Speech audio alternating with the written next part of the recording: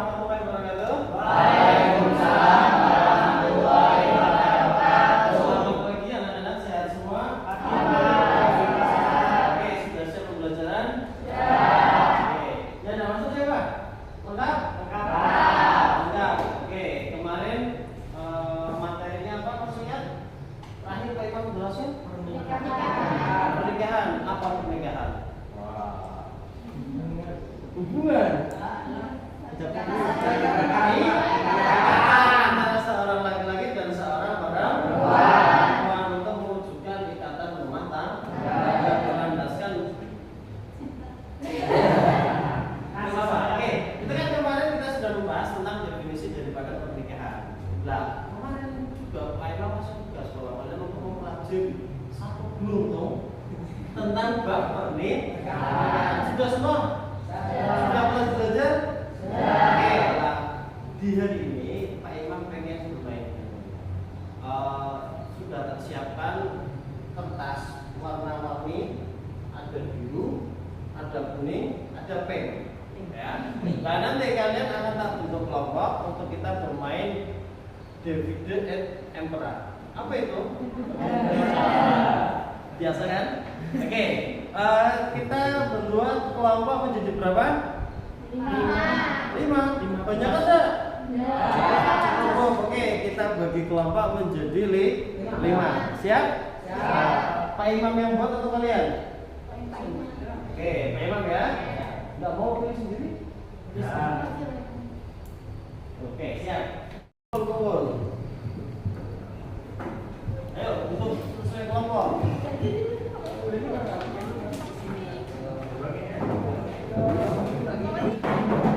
Sudah? Oke, mana kelompok 1? Mau warna apa? Biru. Kelompok 2. Kelompok 3. Aduh, tergonan ya. Ini namamu Pinky. Jangan pilih Pink. Oh, kuning ya. Pasang Pinky juga. Mana kelompok berapa itu? 5.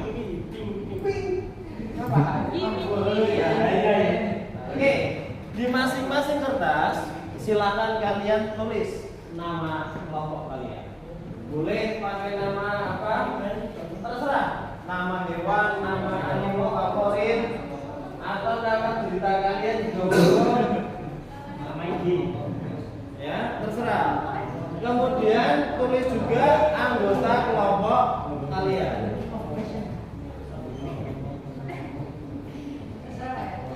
Terserah namanya apa. Ardian.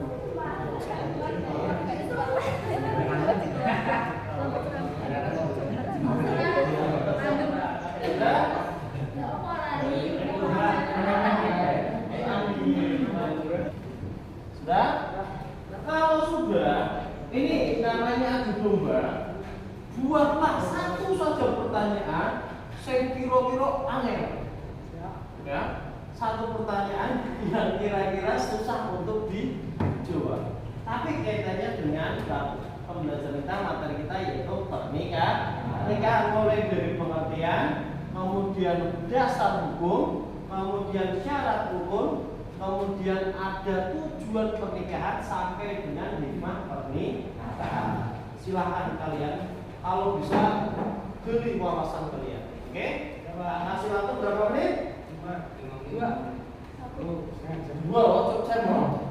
Kelompok 1 2 menit, yang lain 5. Kita lihat mereka ya. Oke, kita mulai. Silakan buat pertanyaan. Ya. Ini tentang apa? Tujuan pernikahan. Oke. Kelompok 2 tentang apa? Sekarang apa? Hukum ya, tentang hukum pernikahan. Hukum. Ini mau tentang apa? Cara. Oke, masuk. Apa ya? Kamu oke. Kamu sering makan ya? Mana pertanyaannya? Mana bukan ini? Siapa lagi?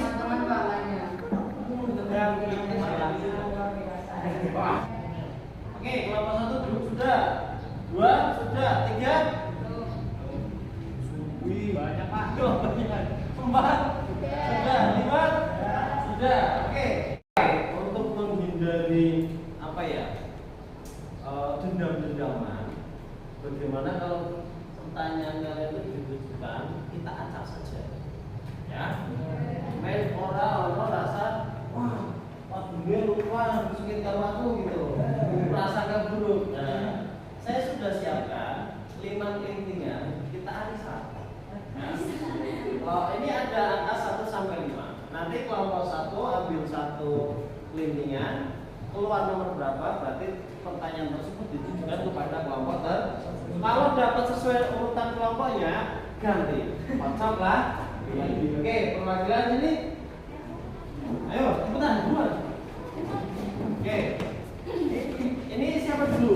Saya Pak, 1 dulu Pak. Oh, yo aja 5 deset. Ah. 5 bukan? Ada, sana bawa pulang. Oke. Bagi setahun dipakai Tidak sesuai kelompok kan? Wah. Aduh. Bagi 1 tahun dipakai Pak. Nomor hiji. Wah. Ini siapa dulu? Wis milih. Oke, 1 tahun. Wis, sudah. Oke. Sudah dapat nomor masing-masing? Kalau sudah, kita mulai dari kelompok berapa yang membaca pertanyaan? Tadi kelintingan nomor 5. Kita boleh nomor 1. Oke, ditujukan kepada siapa? Kelompok 5. Kelompok 5. Oke, silakan bacakan pertanyaannya. Mbak, pertanyaannya ditulis di bawah pertanyaanmu. Nah, ya, di bawah itu. Silakan. Bagaimana hukum nikah hanya karena kepuasan seksual? Temenan gue. Iya. Ngeri ya? Ya, ini ekstrim Pak. Kalau 1 Mas. Ngeri ya kalau misalnya ekstrim ya? Iya, Kak. Ini sampai ini kan Mas?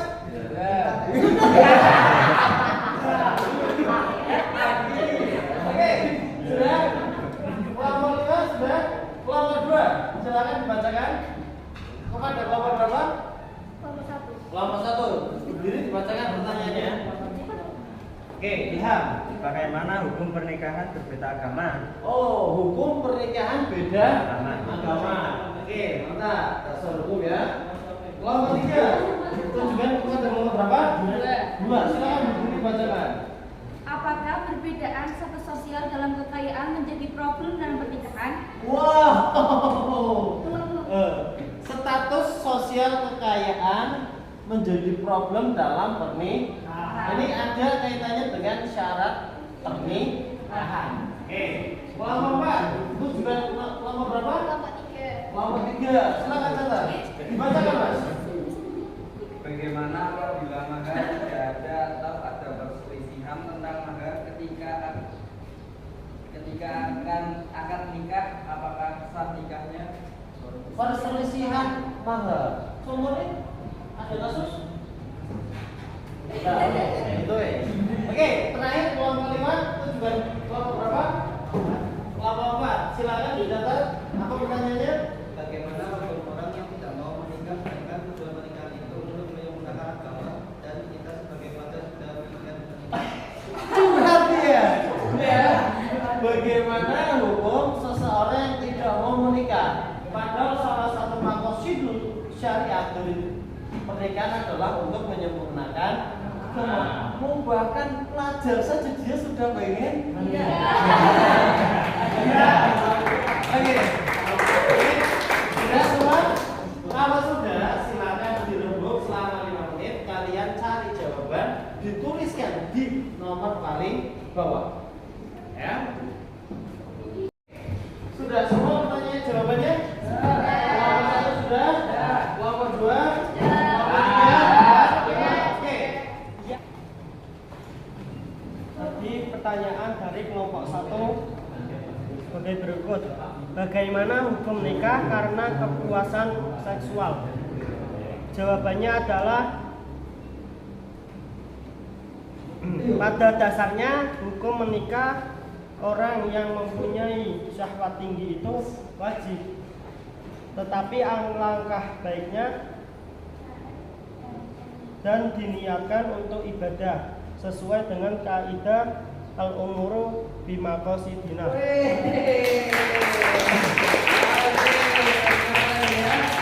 Jadi masalah pikir tapi dikaitkan dengan kaidah usul fikih atau qawaid fikih. Ada saudara tidak? Cukup, oke. Bagaimana apabila mahar tidak ada atau perselisihan tentang mahar ketika akad menikah, apakah sah nikahnya? Besar jumlahnya mahar tidak ditentukan dalam dalil manapun, jadi jumlah mahar bisa disesuaikan dengan kemampuan pria, namun tidak juga menjatuhkan harga diri seorang perempuan. Dijelaskan bahwa mahar bisa disebutkan ketika ijab qabul atau bisa juga memilih tidak disebutkan.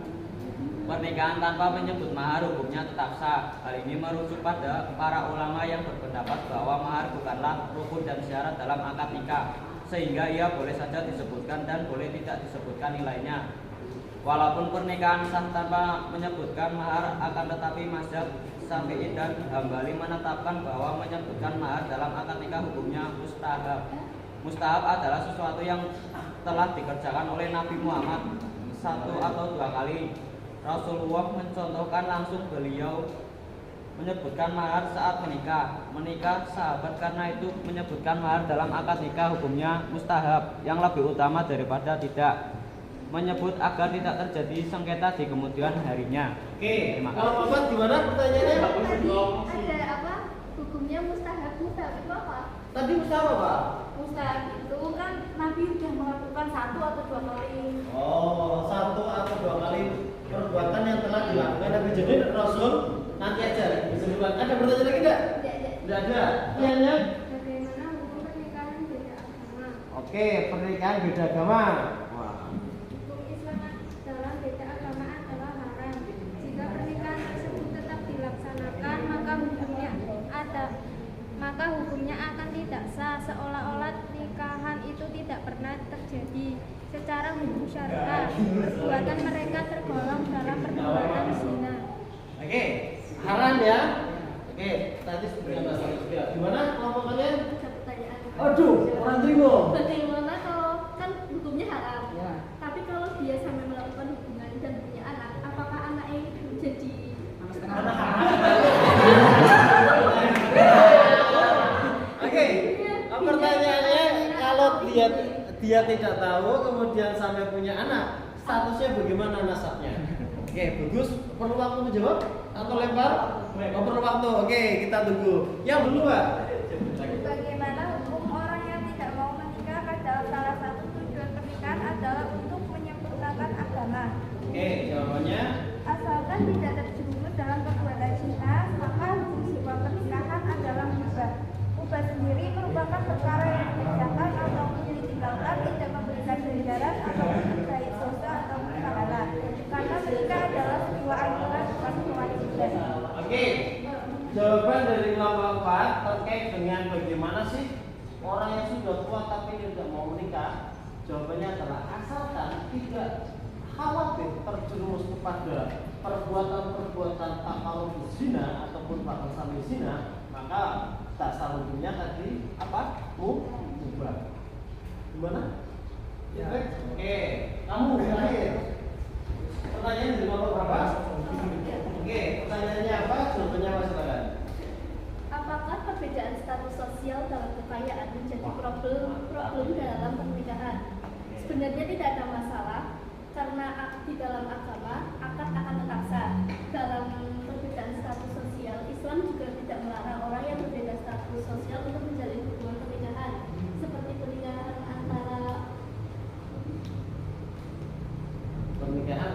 antara pejabat dan rakyat jelata, keturunan Nabi dan Nabi. Kendati demikian, kacamata dalam memandang status sosial ini luas sekali. Bisa saja dalam pandangan agama itu tidak bermasalah, namun dalam lingkungan sosial dan individu itu bermasalah. Simpelnya, jika ada orang kaya yang menikah dengan orang miskin, selalu tidak lepas dari omongan dan cibiran orang lain. Oke, ini cita-cita ya, cita-cita harapannya ada seorang pangeran datang untuk melamar gitu kan? Iya, tadi jawabannya bisa tak simpulkan bahwa kalau dari sudut pandang agama itu tidak apa asalkan ada keriduan. Tapi dari sudut pandang sosial biasalah omongan tetangga gitu ya. Iya. Oke, gimana? Iya. Oke, kelompok 1 ada tambahan jawaban tidak untuk kelompok 2? Tadi terkait status anaknya. Status anaknya, kalau status anaknya itu apakah dia muslim atau tidak itu muslim, tapi ketika dinasabkan kepada orang tuanya itu tidak boleh, dalam artian tetap anak itu berbuatan zina. Oh, perbuatan zina. Nah iya, sudah berbuatan zina karena kan beda agama sih Pak. Oke, nanti kita jelaskan. Oke, kita simpulkan ya. Pertanyaan kelompok 1 apa tadi? Oh, terkait dengan orang yang hyperseks gitu, punya benang tinggi. Pada prinsipnya, hukum pernikahan itu dikembalikan kepada akal nomor 5 hukum dasar. Akan menjadi wajib apabila orang tersebut khawatir dirinya terjerumus dalam perbuatan zina. Ya, jadi benar mas, wajib nikah. Kalau sudah khawatir terjerumus dalam perbuatan zina, tapi sangat benar lagi apabila ditambahkan niatnya untuk berbeda. Innamal a'malu binniyat. Akan dapat dua-duanya. Satu memenuhi kebutuhan biologisnya. Yang pertama ibadah, dua terpenuhi kebutuhan biologis. Pertanyaan nomor 2 apa? Bagaimana hukum pernikahan? Hukum pernikahan beda agama. Oke. Di Al-Quran dijelaskan yang dilarang adalah pernikahan dengan beda agama. Tapi kaitannya dengan ahlul kitab itu diperbolehkan. Tapi ulama sekarang sepakat jumhur menyatakan bahwa pernikahan beda agama itu hukumnya haram. Karena ahlul kitab Yahudi dan Nasrani sudah tidak berpegang pada kitab yang diturunkan kepada mereka pada zaman dahulu, sehingga hukumnya tidak boleh. Mayoritas kecuali ada beberapa ulama seperti yang di Amerika itu berfatwa bahwa pernikahan beda agama hukumnya boleh. Karena apa? Muslim itu minoritas. Kalau dipaksakan sama Muslim, Islam tidak akan berkembang. Tapi ini kasuistik. Lantas bagaimana Pak kalau wilayahnya itu mayoritas Muslim, kemudian sudah terlanjur menikah dan punya anak? Di pernikahan itu ada dua, ada fasakh, pembatalan nikah sama pencegahan nikah. Kalau sebelum terlaksana diketahui ada syarat yang tidak terpenuhi termasuk agama atau nasab, maka itu dicegah. Kalau sudah terlanjur namanya fasakh, pembatalan nikah. Lalu sanksinya bagaimana? Anaknya, nasabnya pada jawab. Oke, nomor 3 pertanyaannya. Apabila mahar tidak ada. Mahar terkait dengan perselisihan mahar. Konsepnya apa? Konsepnya adalah ada keriduan. Makanya ketika ada khitbah menanyakan kepada mau menikah itu kan ditawari, minta mahar apa? Kemudian prinsipnya kesepakatan. Saya pernah dapat satu kata-kata mutiara mas. Dengarkan ya. Sebaik-baiknya laki-laki adalah laki-laki yang memberikan mahar yang banyak. Wong lanang temenan. Tapi sebaik-baiknya perempuan adalah perempuan yang menerima apa? Lalu bagaimana konsepnya Pak?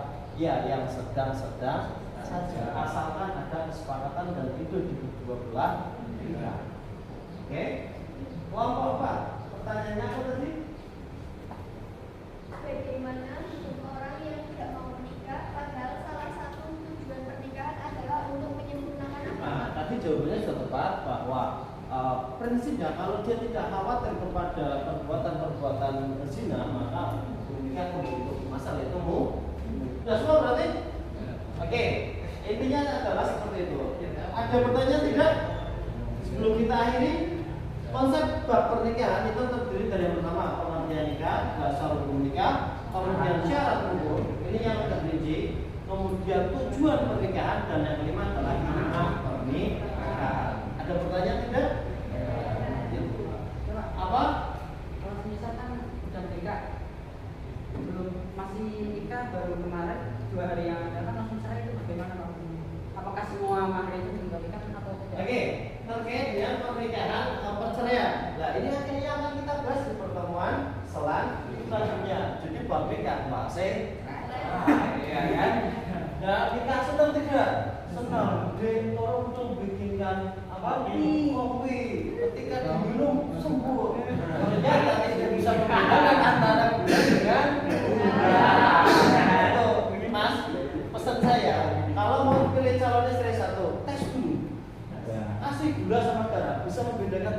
Itu. Yang kedua, kamu pilih Laos, suruh kita kan. Sama yang ketiga apa? Kemiri, kok kemiri? Rico sama ketum. Kasih bawa dua benda yang ada itu. Teks bisa tidak? Kalau bisa, oke. Nah, oke. Bagaimana dengan perceraian? Perceraian itu putusnya ikatan pernikahan. Pada prinsipnya perceraian itu merupakan hak laki. Tapi kaitannya Pak, maharnya kembali tidak? Ada beberapa syarat. Tapi kita jelaskan dulu ya. Syaratnya apa? Kalau memang belum terjadi hubungan suami istri, maka pihak perempuan wajib mengembalikan mahar. Ya. Jadi makanya mahar itu ada implikasi hukum, ya, ada hukumnya nanti. Tidak hanya asal pokok keduanya, karena nanti akan berimplikasi kepada hukum setelahnya. Lalu bagaimana sih Pak konsep perceraian? Nah, itu akan menjadi pertemuan kita selanjutnya. Cukup? Kalau cukup kita akhiri dengan Terima kasih atas perhatiannya. Sampai jumpa di minggu depan. Ingat, kita bahas tentang apa? Paling tidak cari